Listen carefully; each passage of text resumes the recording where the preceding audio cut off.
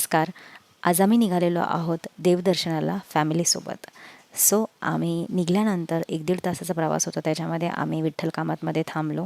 So तिथे तुम्ही बघताय खूप साऱ्या गोष्टी घेण्यासारख्या होत्या. त्याच्यानंतर आम्ही तिथे वडापाव खाल्ला सर्वांनी मिळून. चहा पिलो. माझे इन-लॉज होते, मिस्टर होते आणि माझी मुलगी आणि तिची कझिन होती. सो चहा वगैरे छान पिऊन झाल्यानंतर पुन्हा 10-15 मिनटाचा प्रवास राहिला होता आणि आम्ही प्रति बालाजीला पोहोचलो. तिथे पोहोचल्यानंतर मंदिर खूप सुंदर आहे, भरपूर जागा आहे, पार्किंगसाठी पण भरपूर जागा आहे. सो तुम्ही पार्किंग करून चप्पल स्टँड आहे तिथे ते मोबाईल आतमध्ये नेऊन देत नाहीत. सो ते बाहेरच ठेवावे लागतात किंवा गाडीत ठेवू शकता. आणि छान आमचं दर्शन झालं. गर्दी मीडियम होती.